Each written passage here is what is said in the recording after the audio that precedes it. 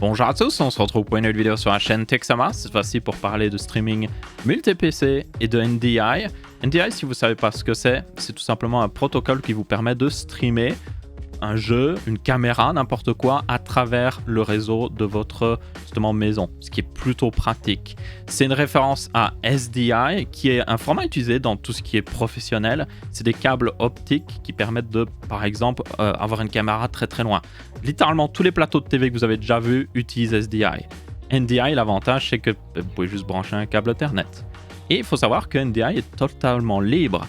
Donc, il existe évidemment un plugin pour OBS qui vous permet de, par exemple, faire du setup multi-streaming, donc avoir plusieurs PC qui streament, ou alors d'avoir un setup où vous avez un PC de jeu qui stream son contenu vers un PC qui lui va s'occuper de vraiment du vrai stream assez complexe avec plein d'effets et tout ça. Donc ça vous permet de faire un setup de stream à deux PC sans carte d'acquisition, sans rien payer au final. Si vous avez deux PC maintenant, vous pouvez déjà le faire. Et je vais vous montrer comment évidemment. Et comme d'habitude, ce genre de vidéos sur le streaming et tout ça sont sponsorisées par Honnête Pro. Honnête Pro, si vous ne savez pas, c'est un service que vous pouvez installer via un plugin sur OBS qui vous permet d'accéder à n'importe quoi comme overlay.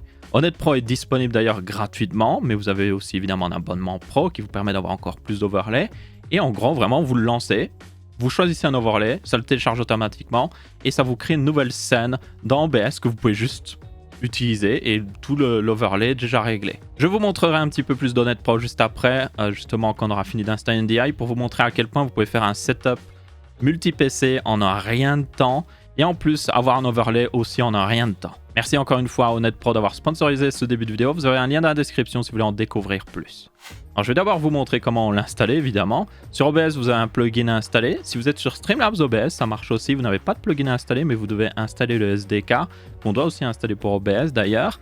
Vous aurez ce lien dans la description, ça vous amène vers la page GitHub du plugin justement. Il existe d'ailleurs une version pour Mac OS X pour ceux intéressés, mais nous évidemment on va prendre l'installateur pour Windows. Pendant que ça télécharge, on va aller aussi télécharger le runtime ou le SDK pour NDI qui est juste ici, vous avez déjà le lien aussi, mais je vous le mettrai aussi dans la description. En premier, on va installer justement le runtime. Vous avez juste à faire suivant, laisser le dossier par défaut, suivant, suivant, suivant. Et c'est fini. Et puis après, on va installer l'extension sur OBS. C'est tout aussi simple. Vous lancez, suivant, suivant, suivant, suivant. Et attention que ça doit s'installer dans le dossier par défaut d'OBS. Donc si vous avez changé votre dossier par défaut, il faut aller lui donner le bon dossier. Tenez-en compte. Mais normalement, la plupart des gens ont laissé le dossier par défaut. Et on devrait normalement juste faire suivant, suivant. Et tout s'installera correctement. Il n'y a rien de plus. Ensuite, quand vous lancez OBS Studio, il va d'ailleurs vous faire une alerte network. C'est normal parce que NDI utilise le network, donc on va autoriser l'accès totalement. Vous voyez qu'on n'est pas sur la dernière version d'OBS aussi, mais c'est pas trop grave. Et ensuite, normalement, si on va dans Outils, nous avons un nouveau truc qui s'appelle NDI. Et du coup, il y a deux options très rapides. Vous avez sortie principale et vous avez une sortie de prévisualisation. Celle de prévisualisation, évidemment, c'est pour voir si tout va bien. Et la sortie principale, c'est avec la vraie image qui ira vers un autre PC. Maintenant, un truc que vous devez faire très attention, c'est que dès que vous cliquez sur là-dessus, ça va activer le flux NDI et ça va lui donner ce nom-là sur le réseau. Vous pourrez le trouver dans tout ce qui supporte NDI. Vous pouvez changer ce nom-là d'ailleurs. On va mettre OBS 1, 2, 3, ce sera plus simple. Et il faut savoir que dès que vous appuyez sur sortie principale, ça techniquement lance un encodage sur la machine. Et ça utilise la même résolution qu'utilisée dans votre scène actuelle. Donc si vous avez une scène en 1080p, ce sera du 1080p. Si vous avez une scène en 720p, ce sera du 720p. Et c'est très important aussi que si ça c'est activé par défaut et que vous voulez changer de scène vers une scène avec une autre résolution, ben la résolution ne changera pas parce qu'il est déjà en train de, en quelque sorte, streamer.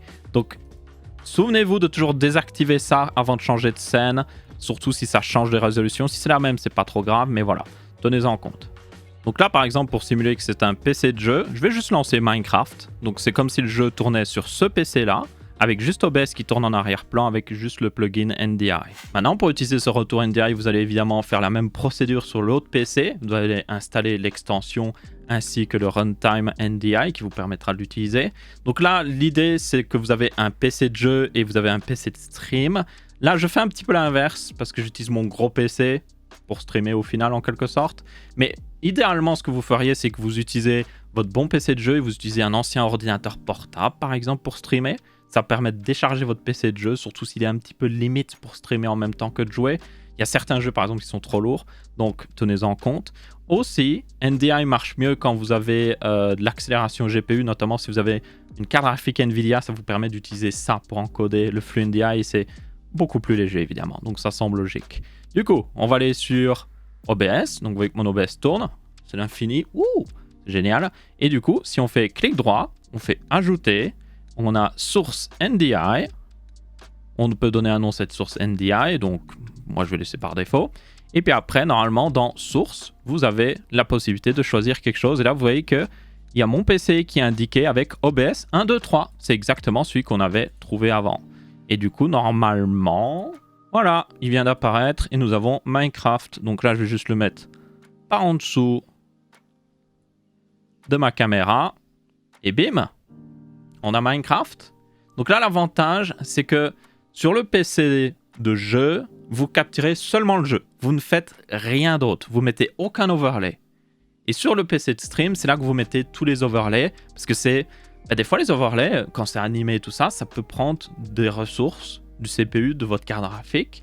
Et ça pourrait vous faire laguer dans le jeu. Donc c'est ça l'avantage qu'on a de PC. Mais ça peut aller plus loin avec NDI. Si vous avez par exemple, je sais pas moi, vous faites une LAN avec des amis ou autre chose et vous voulez juste enregistrer votre gameplay, mais chacun peut installer NDI. Vous êtes tous connectés via un switch Ethernet ou autre chose, ou même il y en a qui sont connectés au Wi-Fi. Cet ordinateur-là est connecté au Wi-Fi que j'utilise. Et puis après, vous pouvez récupérer les flux de tout le monde et les mettre sur une même scène OBS ou sur un seul PC qui va centraliser tout ça. C'est vraiment très très très puissant. Il y a même aussi des caméras qui supportent NDI et vous avez aussi des encodeurs NDI qui existent où vous mettez une source HDMI dedans et ça envoie un flux NDI sur le réseau. Donc vous pouvez même l'utiliser avec des caméras professionnelles, c'est pour dire. Donc maintenant, juste pour illustrer un petit peu, on va se mettre un petit overlay Honnête Pro. Donc dès que j'ai installé l'extension, c'est aussi simple que ça. Je clique sur ça et je suis directement dans tout le store d'overlay. Donc si vous voulez télécharger tous les overlays que vous voulez, il faut évidemment l'abonnement pro.